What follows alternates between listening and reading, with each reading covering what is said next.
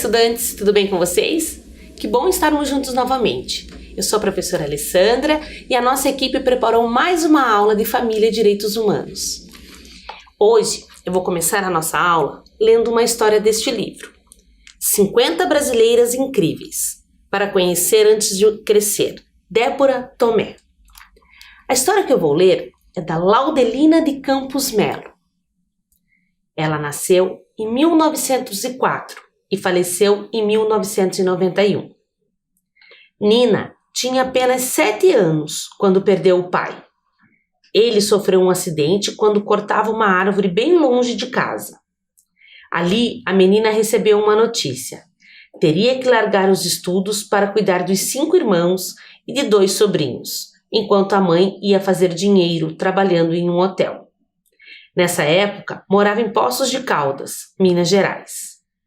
A vida era bem dura. Não fazia tanto tempo que a escravidão havia terminado. Então, muitos patrões achavam que ainda podiam tratar seus funcionários como escravos, inclusive com castigos físicos. Laudelina não aceitava aquela violência. Fazia questão de enfrentar o que fosse para proteger a mãe. Tinha garra para qualquer batalha. Se estava na igreja e chegava uma pessoa branca, tinha que sair de seu banco e ir sentar lá no fundo. Ela logo pensava: isso não está certo, não é justo. Acabou dedicando sua vida a defender os direitos dos negros e das mulheres. Com 20 anos, foi trabalhar numa casa de família em Santos, litoral de São Paulo. Lá começou a participar de um movimento com a Frente Negra. Ajudava a organizar eventos de artes e debates. Em 1936, fundou a Associação de Empregadas Domésticas de Santos. Anos depois, foi morar em Campinas. Começou a procurar emprego e tomou um susto ao abrir o jornal. Procura-se empregada, prefere-se portuguesa. Procura-se cozinheira, prefere-se branca. As patroas não queriam negras feito ela. Nina ficou indignada e foi até o jornal reclamar dos anúncios, que nunca mais foram vistos por lá. Sua ação com as trabalhadoras continuou em Campinas, onde fundou um sindicato de domésticas, que continuou funcionando mesmo depois de ter sido fechado pela ditadura. O ativismo de Laudelina foi fundamental para a mudança das leis que protegiam, ou melhor, não protegiam as domésticas. Tanto que somente em 1972 elas tiveram garantido o direito de carteira assinada e da aposentadoria. Vocês conseguiram perceber o vínculo da Laudelina com a sua família? Hoje nós vamos conversar um pouco sobre esse assunto. A professora Valéria preparou um vídeo contando um pouco da história da família dela. Vamos assistir?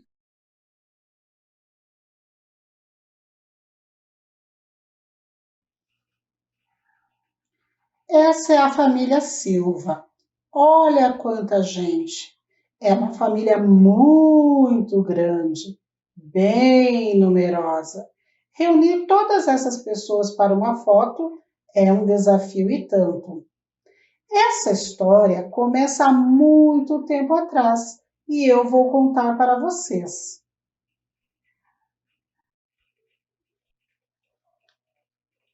Viemos do continente africano, onde havia muitas rainhas e princesas, príncipes e reis. Essas pessoas vieram atravessando o mar, saíram de terras bem distantes, lá do continente africano. Eu não sei de que país exatamente eles vieram, mas vieram do continente africano e atravessaram o imenso mar para chegar no Brasil. Essa família tem gente de muitos jeitos. Alguns são muito parecidos, dá até para confundir. E na mesma família tem gente muito diferente. Tem gente que à primeira vista causa até um pouco de medo, mas quando nos aproximamos, descobrimos que só querem receber e dar muito amor. Tem os dengosos, manhosos, são apaixonantes. Entre as pessoas que eu quero bem, tem aquelas de riso frouxo, alegres e divertidas. Vovô casou lá na Bahia. Teve um filho, 2 filhos, 3 filhos, 4 filhos. Vovô teve filhos e filhas, muitos. E a vovó casou-se lá em Minas Gerais. Teve um filho, uma filha, outro filho, outro filho, outra filha. Vovó teve muitos filhos e filhas. As coisas não estavam boas para eles, não. Mas o tempo, o Senhor de tudo, que se encarrega de colocar todas as coisas no lugar, de trazer e levar pessoas, trouxe a vovó e o vovô aqui para o estado do Paraná. O tempo não para, o Senhor dos Senhores. Vovô conheceu a vovó. Eles formaram um pedacinho da minha família. Tiveram filhos e filhas. Uma delas é a minha mãe, que teve a mim. Eu sou filha única e não quis ficar sozinha nessa história, não. Adotei muitas irmãs e irmãos, todos do coração, e recomecei essa história. Tem gente na família, entre as pessoas que quero bem, que não é filho do papai nem da mamãe. São presentes que a vida me deu. Vieram de outras famílias e eu adotei no meu coração, que é grande e cabe muitas pessoas. Afinal, família é quem nos ama e quem a gente escolhe para amar. São aqueles e aquelas com quem podemos contar. Tanto na história da Laudelina quanto na história da Valéria, vimos composições familiares. Já na Idade da Pedra, os homens pré-históricos viviam em grupos. Desta forma, se defendiam dos perigos, ajudavam uns aos outros e dividiam os alimentos. Várias famílias viviam juntas em uma caverna. Trouxemos para compartilhar com vocês alguns trechos do livro É Tudo Família, de Alexandra Maxneyer e Anki Kuhl, com ilustrações de Anki Kuhl, da editora LIPM. O livro nos diz que pessoas que convivem vivem juntas, se protegem, se ajudam. Famílias como a de Davi lembram uma colcha de retalhos, que é feita de pedaços de tecidos diferentes, pois uma família atual é composta de pessoas que vieram de sua família original e de outras famílias. Nesta outra parte do livro, a família de Davi é comparada a uma colcha de retalhos, porque é uma família composta por muitas pessoas, com laços sanguíneos ou não. O livro nos apresenta a ideia de que as famílias podem ser de maneiras iguais ou diferentes. Vamos ver? Há famílias que são bem paradas. Outras vivem na correria, porque são cheias de compromissos. Em algumas famílias, o lugar preferido da casa é a cozinha. Eles cozinham e comem juntos, pois nessas famílias todo mundo gosta de comer bem. Em outras famílias, não se cozinha muito. Sentar-se à mesa para fazer refeições não é muito importante para eles. E na sua casa, como são as pessoas que vivem com você? Vocês se consideram mais agitados ou mais calmos? Quem cozinha? Qual o lanche preferido de vocês?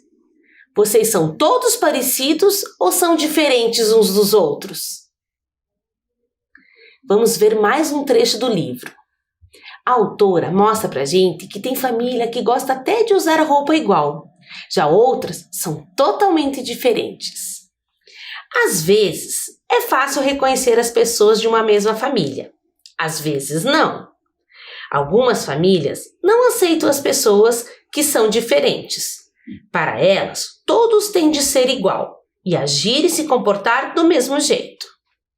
Algumas famílias são muito barulhentas, falam muito alto, tocam instrumentos, brigam, dão gargalhadas, correm pela casa e roncam. Em outras famílias, reina o silêncio, fala-se muito baixo ou não se fala nada. Bem, agora vamos assistir um vídeo que preparamos com várias imagens de famílias. Segundo o Estatuto da Criança e do Adolescente, no capítulo 3, artigo 19, é direito da criança e do adolescente ser criado e educado no seio de sua família, em um ambiente que garanta seu desenvolvimento integral. As famílias são organizadas de diversas maneiras. Os arranjos familiares são de diferentes tamanhos e composições. Cada pessoa tem uma história e um tipo de família, e todos devem ser respeitados. Segundo o dicionário, família é o núcleo social de pessoas unidas por laços afetivos, que geralmente compartilham o mesmo espaço e mantêm entre si uma relação solidária.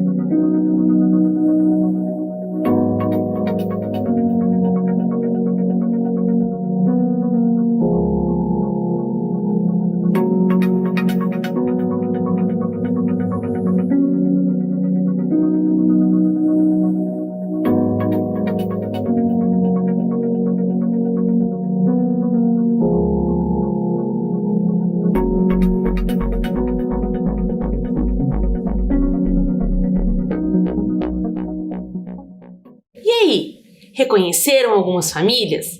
Será que todas elas eram iguais? Ou cada uma tinha uma composição diferente da outra? O jeito de ser diferente? Vejam o que diz o outro trecho deste livro. Então, famílias podem ser grandes, pequenas, felizes, tristes, ricas, pobres, espalhafatosas, silenciosas, bravas, bem-humoradas, preocupadas ou desencanadas. A maioria das famílias é tudo isso em algum momento. De que jeito está a sua hoje? Agora que nós já lemos e já conversamos sobre composições familiares, nós vamos fazer uma proposta de atividade para vocês. Um caça-palavras. Quando pensamos em pessoas que gostamos, temos uma sensação de conforto, acolhimento e proteção. Selecionamos algumas palavras e fizemos um caça-palavras. Vamos lá? Aí estão as palavras: cuidado, empatia, convivência, respeito, compreensão, incentivo, paciência, afeto e proteção. Nós vamos procurar cada uma dessas palavras aqui nesse embaralhado de letras. Vamos lá? Eu vou dar um tempinho para vocês.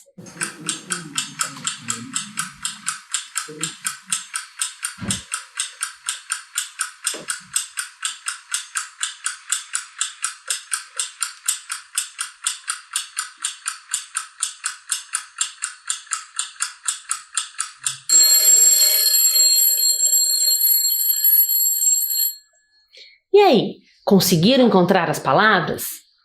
Vamos lá, nós vamos começar encontrando as palavras na horizontal.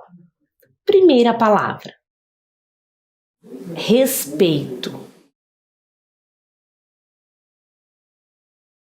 Vamos lá, próxima palavra: afeto, logo abaixo. Em seguida, convivência. Proteção e incentivo. Agora nós vamos encontrar as palavras na vertical. Paciência, empatia, mais uma palavra: cuidado. E a última palavra: compreensão. Muito bem, eu sugiro agora que vocês peguem o material que vocês têm à mão, lápis, caneta, papel, e escolham 3 palavras e formem uma frase. São as palavras que nós encontramos lá no nosso caça-palavras. Eu vou dar um tempinho para vocês e já já eu volto.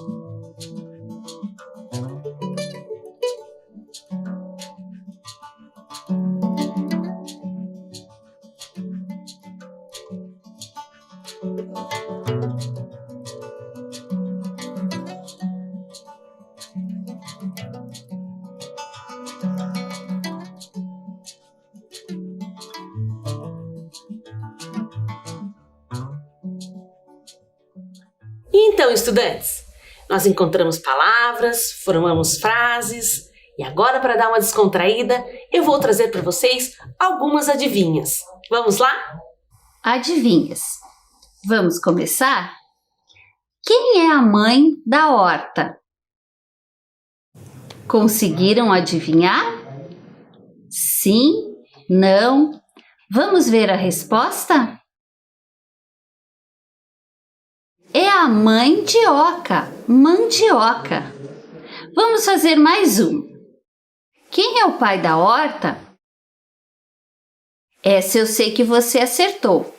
Vamos conferir? O pai Pino, Pepino. E aí, vocês estão acertando? Continuando com as nossas adivinhas. Quem é o tio da horta? Vamos descobrir a resposta? É o tio Mate, Tomate. Nossa próxima adivinha. Quem é a prima da horta? Já sabe a resposta? É a pimenta. Pimenta. Mais uma, vamos lá? Quem é o irmão da horta? Essa é mais difícil, não é mesmo? É o irmão Jericão, manjericão. Continuando com as nossas adivinhas. Quem é a avó da horta? Essa é fácil, não acham? É a abobrinha, abobrinha. Nossa última adivinha. E quem é o primo da horta? Preparadas e preparados para descobrir? É o pimentão. Pimentão. E aí, gostaram? Divertidas nossas adivinhas, né? Então, nós vamos ficando por aqui. Eu volto outro momento, mas agora eu vou deixar vocês com uma história. Vamos ouvi-la? Até a próxima! Ada Batista, cientista. Andrea Beach, ilustrações de David Roberts. Editora Intrínseca. Ada Maria, começou a falar apenas aos 3, antes não sabia. Dava pulinhos no berço e inspecionava o lugar, observando o mundo ao redor, mas sem um pio soltar. Ela aprendeu a escalar e foi sua grande chance, deixando em seu rastro um estrago de avalanche. Passou o dia caçando tudo que era barulho e miragem, e não sossegou até o sono lhe pedir passagem. Seus pais, exaustos, tentaram não se preocupar, pois a filha a cada dia crescia e não aprendia a falar. Os pensamentos de Ada começaram a nascer, e logo ela falaria quando tivesse algo a dizer. E foi o que aconteceu quando completou 3 anos. Ada desbravou a casa para traçar alguns planos. Ela escalou o relógio e, assim, foi longe demais. Seus pais gritaram: "Chega!" É o que fazem todos os pais. Seu queixo tremeu de medo, mas ela não chorou como um bebê. Ada deu um longo suspiro e então perguntou: "Por quê?" "Por que ele faz tique e por que ele faz taque? Por que esse livro não se chama O Relógio da Netinha? Por que essa coisa pontuda na rosa parece um caiaque? Por que o buraco do seu nariz parece uma alga marinha?" Os porquê, e como, e quando, e o que começaram a surgir. E vinha o porquê, novamente, pouco antes de dormir. Então Ada adormeceu, enquanto seus pais sorriam atordoados, rindo dos pensamentos curiosos que na filha tinham brotado. Ela queria descobrir o que todas as coisas queriam dizer. Eles lhe deram um beijinho e suspiraram: "Um dia você vai saber."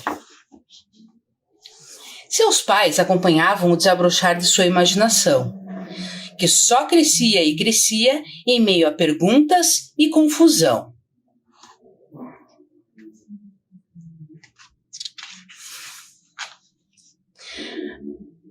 Até a professora Paula se espantou com a gritaria. Ada fez tanta bagunça que a escola virou uma folia, mas uma coisa era certa para Ada Batista: ela tinha todas as qualidades de uma grande cientista. No primeiro dia de primavera, Ada estava ocupada imitando o canto dos sabiás de que tanto gostava. Até um mau cheiro invadiu seu nariz, veio dos pés à cabeça como um chafariz. "Eita!" disse Ada e começou seu questionamento. De onde vem esse cheiro fedorento? Como o nariz consegue sentir cheiros? E se não há nariz, o mau cheiro volta para os bueiros? Ela misturou as perguntas e logo passou a matutar. Começou pelo começo, de onde deveria começar.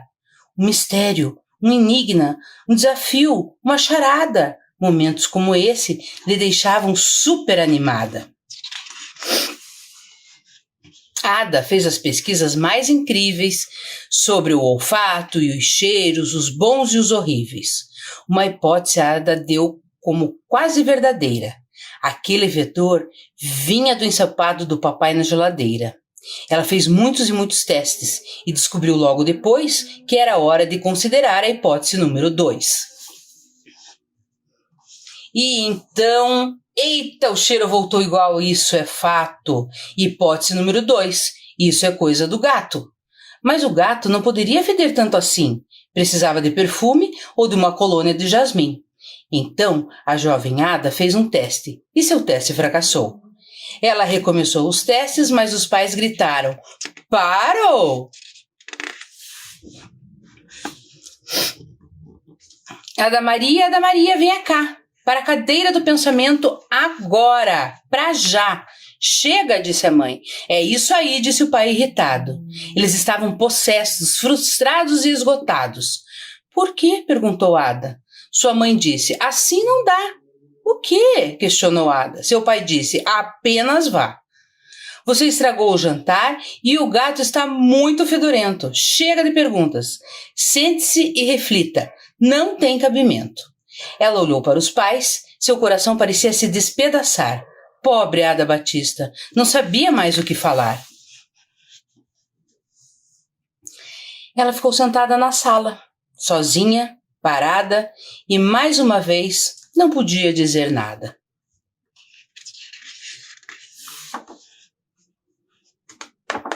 Então, Ada ficou lá sentada. O tempo passava e nada.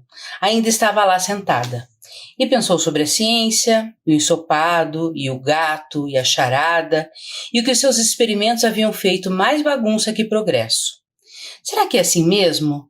Será que isso é parte do sucesso? O caos causa problemas em excesso? Enquanto ficava na cadeira do pensamento, tentando descobrir de onde vinha aquele cheiro fedorento, Ada Maria fez o que fazem os cientistas. Ela fez uma pergunta, depois outra, e levou pistas. E cada pergunta levou a mais 3. E algumas dessas perguntas viraram outras 6. E quanto mais pensava, mais fundo se aventurava. As perguntas inundaram a sala. Ela não se cansava. Por quê? E depois? Como? E quando? E o quê? E ao final, mais uma vez perguntou, por quê?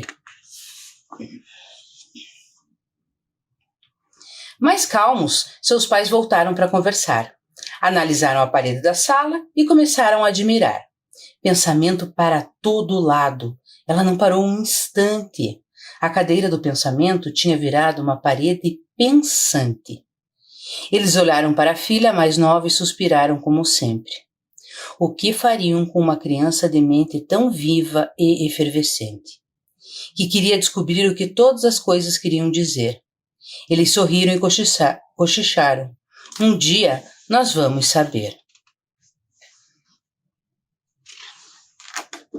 E foi o que fizeram, pois é isso que precisa ser feito quando seu filho tem uma paixão e para ela ele leva jeito. Eles reorganizaram seu mundo e com muito tato ajudaram Ada a distinguir a ficção do fato. Ela faz muitas perguntas. É sempre uma nova conquista. E como não fazê-las? É a essência de todo jovem cientista. Mas, e aquele cheiro fedido?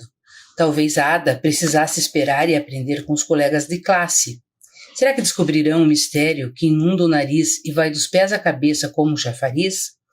Bem, fica essa pergunta no ar. Quem sabe um dia alguém consegue desvendar. Ada Maria, Ada Maria.